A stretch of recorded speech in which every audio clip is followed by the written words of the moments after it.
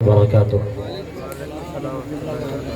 سب سے پہلے اللہ تعالیٰ کا شکر ادا کرتا ہوں کہ رب تعالیٰ نے ہم سب کو یہ توفیق بخشی اور یہ سعادت عطا فرمائی کہ ہم اس مبارک جگہ پر حاضر ہوں اور ایسی مبارک تقریب میں شرکت کریں۔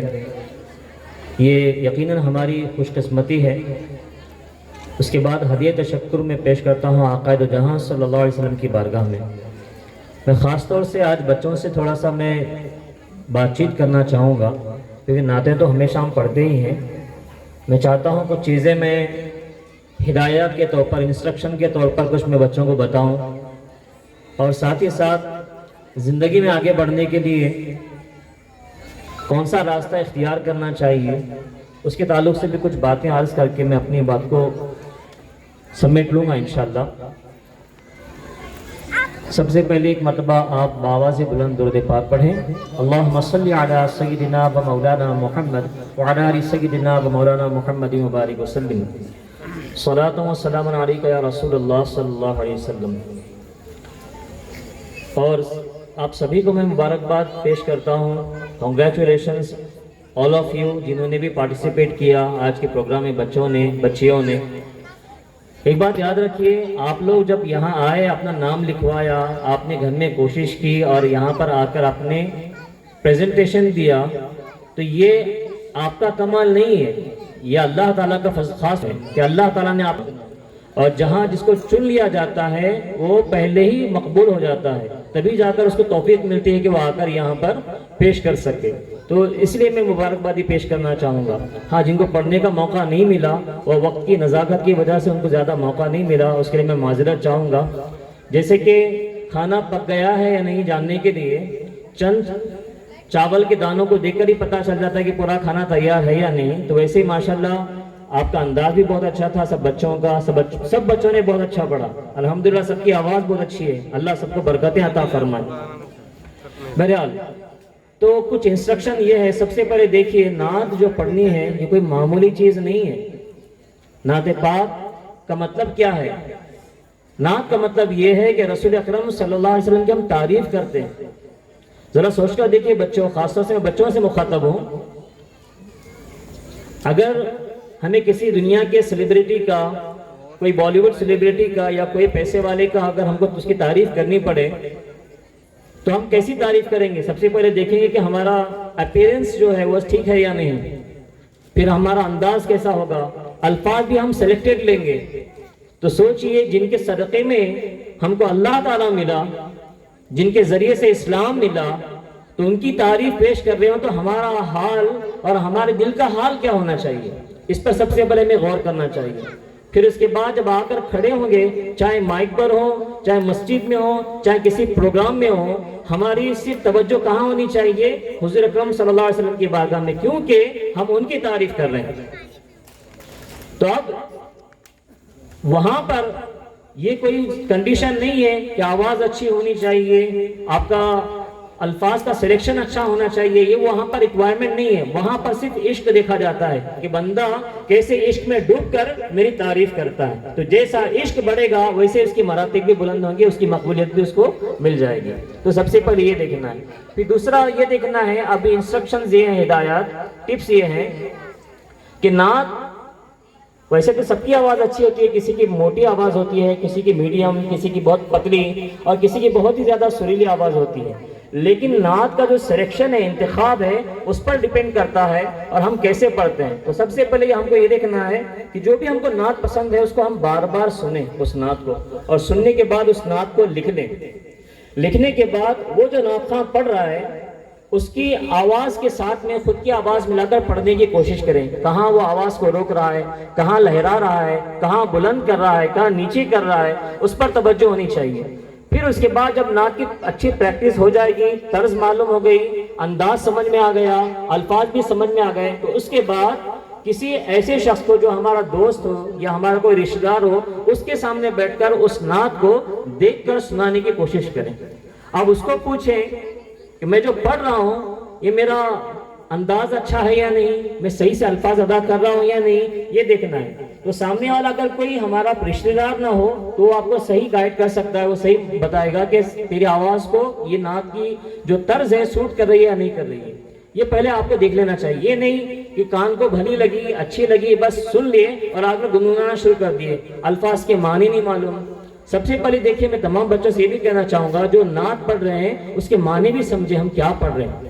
عربی پڑھ رہے ہیں تو عربی کے معنی کیا ہیں, فارسی کے اس کے اندر لائنز آ رہے ہیں تو فارسی پرشین لینگویج کے لائنز کیا ہیں, اس کے میننگ کیا ہے, اس کے میننگ معلوم ہی نہیں, آگے کھڑے ہو گئے اور سناتے جا رہے ہیں تو اس کا کوئی مطلب نہیں ہے. اب میں کہوں آپ سے ایک لینگویج میں کچھ پڑھ رہا ہوں, میں آپ سے پوچھوں گا اس کا معنی آپ جانتے ہیں کیا؟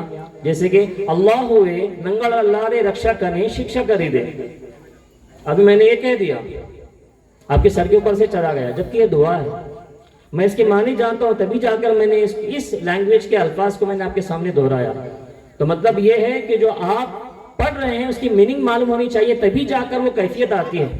جیسے کہ ایک بچہ پڑھ رہا تھا, میرا دل تڑپ رہا ہے, تو تڑپنے کا کیا کیفیت کیسی ہونی چاہیے, انداز کیسا ہونا چاہیے. وہ خود بخود اگر وہ ڈوب کر پڑے گا, سمجھ کر پڑے گا, تو وہ انداز بھی آ جائے گا اور سامنے والے پر بھی رقت طاری ہو جائے گی کہ یہ کیا پڑھ رہا ہے, یہ اس کے اندر کیفیت پیدا ہو جائے گی, عشق آ جائے گا اس کے اندر. تو ہمارا مقصد یہی ہے کہ ہم جو پڑھ رہے ہیں اس میں ہم ڈوب جائیں اور اس کا واقعی میں ہم کو پھل ملے, اس کا اثر ملے ہم کو ہماری زندگی میں بھی, اور اس کا فائدہ ملے ہمیں آخرت میں بھی.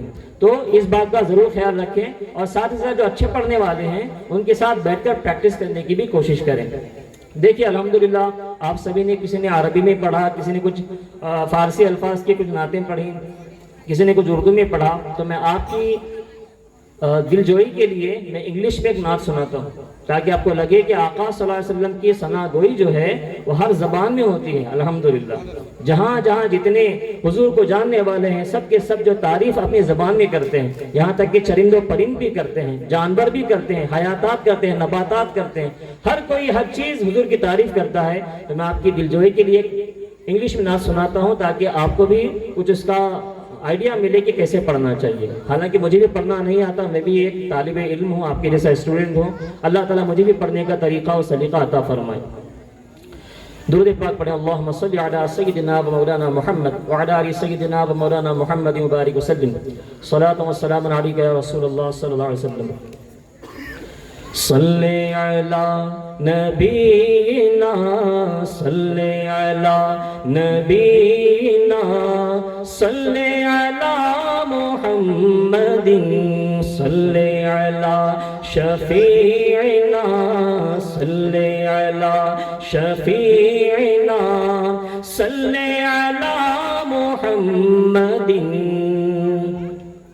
No matter the far away, we have to go and visit one day. No matter the far away, we have to go and visit one day. Aqa will call us there one day. Aqa will call us there one day. If not today, then maybe someday. Salli ala nabiyyina, mil kar padhe. Salli ala nabiyyina, salli ala muhammadin, salli ala shafi'ina, salli ala shafi'ina, salli ala muhammadin. Almighty Allah, thanks to thee, Allah has chosen us to be. Almighty Allah, thanks to thee, Allah has chosen us to be. To send salam upon Nabi, to send salam upon Nabi, always during the night and day. Salli ala nabiyyina, salli ala nabiyyina, salli ala muhammadin. Shower upon me blessings like rain, I want to die in your domain. Shower upon me